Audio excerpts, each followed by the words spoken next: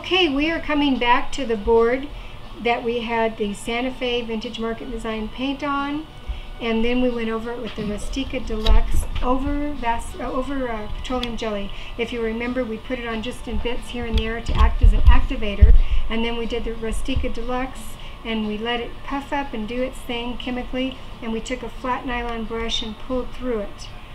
After we finished the video, we took this board outside to have it dry a little bit faster in the hot sun, and we were pleasantly surprised to see that it did some crackling because of the heat from the sun. You still could get that sort of effect if you have a heat lamp or maybe even a room space heater. It's worth a try. Anything that you make it dry quickly so that the area underneath with the Vaseline is not drying at the same time as the surface, you're going to get a crackle of some sort. So what we're going to do next is get rid of our Vaseline so we can go on to our wax and our glazes. And I've got just a nice terry cloth dry towel here, and it's just like when you're removing the wax. The Vaseline has had a chance to absorb into the wood and the paint, and we don't want it to sit there on top. So the part that's left on the surface we're going to take off with our towel. And this is going to take off a lot of our Rustica de Luxe too, so you can't get too emotionally attached to your finish. It's going to look different than it does right now, and it's going to be a nice rustic look. So any place where the Vaseline or the petroleum jelly was put, you're going to have it come off because that's acting as your resist. And you want to change the parts of the towel that you're using so that it doesn't get too saturated with the petroleum jelly.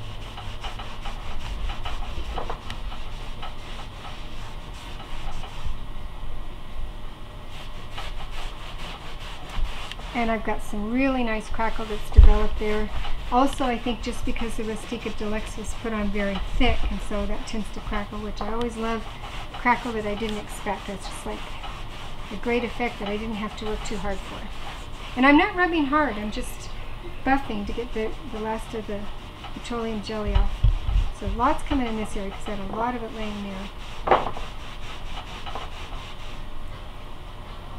And just keep rolling your towel so you're working with the clean area.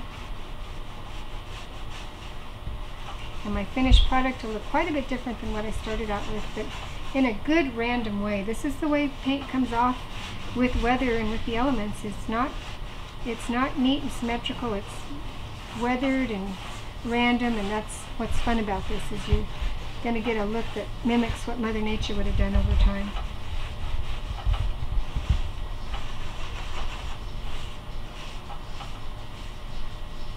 I'm going to give it one more go over. Make sure I've got all of that petroleum jelly off and onto my towel, not on the surface.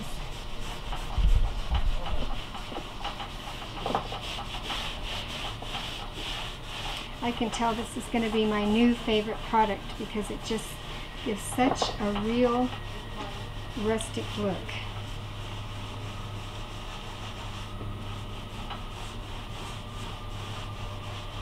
Okay, so I can feel maybe just a little bit more there.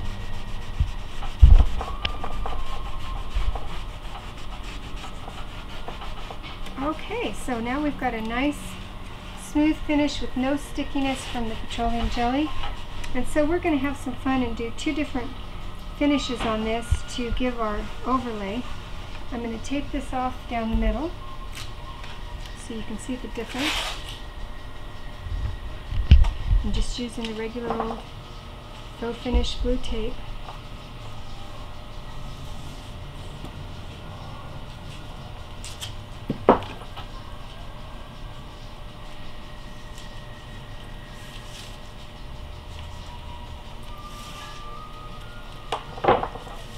Okay, and then we're going to try two different products. We're going to use the Atelier Glaze in the Noir in the black on one side to see what that looks like, to mellow this and blend the two colors together. And then on the other side, we're going to use the black silk colored wax, which is wonderful. And just a reminder, when you buy a new container of this wax, it may not look, this is the umber, but many times when you get it, it doesn't look as dark as this. It looks clear on the surface. Just put it out in the sun, let it soften up a bit, and then use one of these paddles to stir it up, and you're going to get this luscious mixture where the earth pigments come up to the surface and it's going to be a nice dark wax. So let's try the glaze first, and we'll do this first side. And we've stirred this up, so it's already mixed. We don't have to worry about that.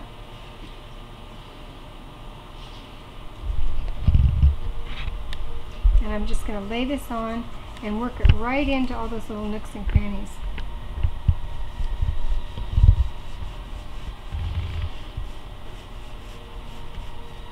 And this is what is going to go into all the cracks and the low areas and make it really apparent that you've got all this texture, all these little bits of chippy paint. Just work it all in the nooks and crannies.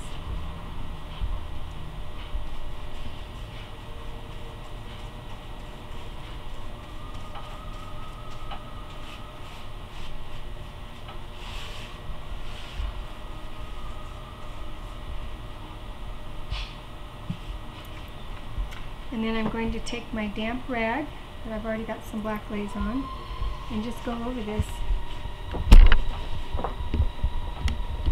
and get it off the high parts. I'm going to leave it in the low parts in between the chippy paint pieces. And it's just unlimited the color combinations you could do with this, with the different colors of glazes and the different paints. And then I'm going to take my dry brush and stick it.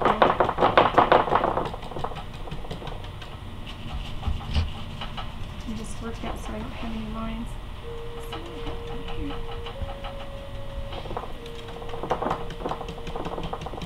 Put it all in there. A little pouncing action. Get it in there. And one last go over with the towel. There. Now I'm getting to resist the contrast.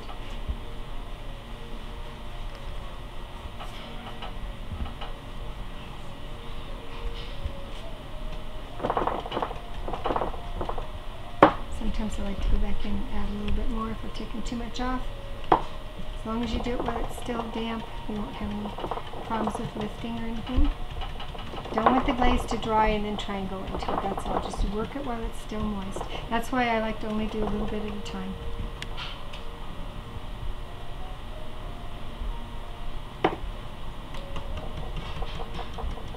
There. That looks like a really little piece of door. Okay, then we're going to do the other side with the wax, just to see what happens there. So I'm going to use this nice black wax.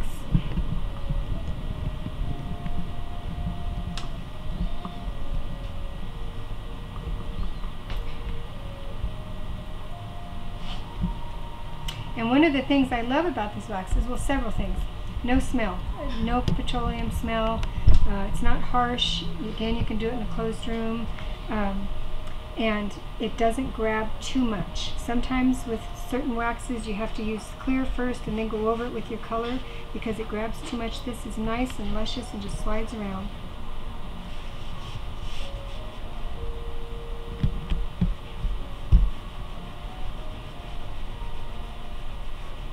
And one of the really special things about wax is you'll find for some reason it works its way into all the little nooks and crannies just a little bit more.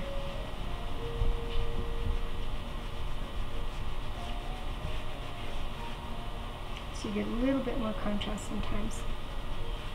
This depends on the kind of look you want.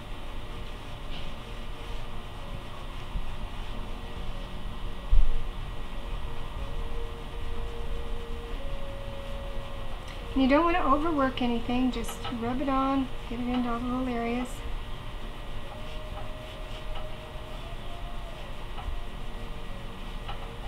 And another reminder about this wax, if we were to use a little more wax and leave it on longer, the longer you have it on your piece, the deeper it's going to go. It's going to absorb into all of these different layers and give you a darker look.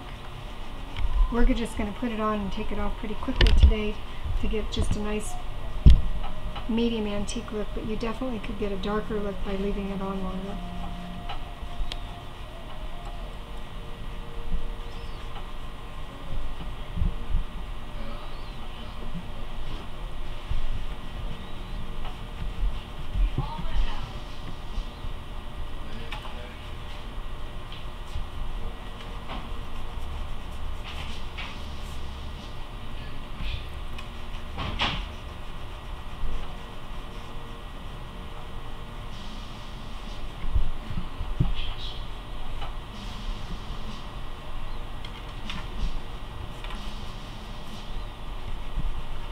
And just because I like to do that smoked effect, I'm going to put a little bit more in the nooks and crannies.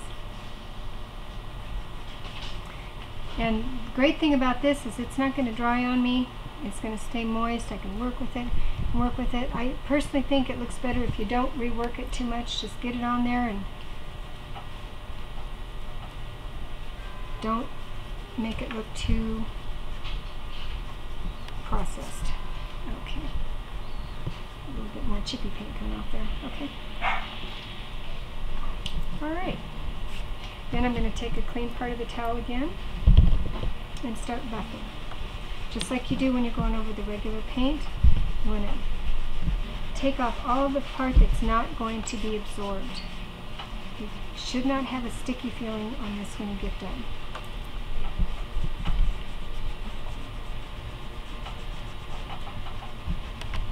I like to keep going to a clean part of the towel so it's taken off more.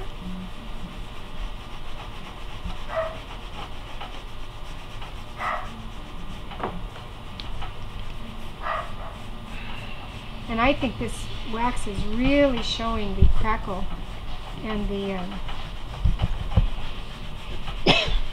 distressed areas nicely.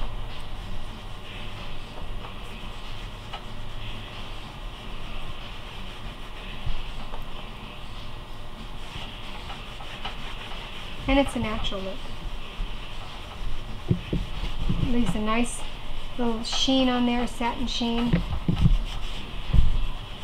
And of course we're going to go over both this and the glaze when they cure. The next day we're going to do our clear coat and go over and seal them off.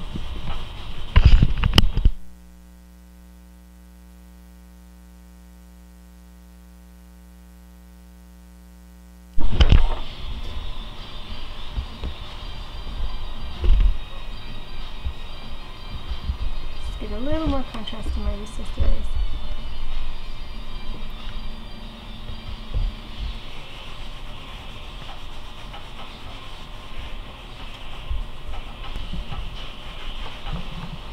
Okay, so you can see we've got a little more dramatic coloring with the glaze, and a little more subtle coloring with the wax, but still it's a nice way to bring out all those areas where the crackles happened and the chippy paints happened.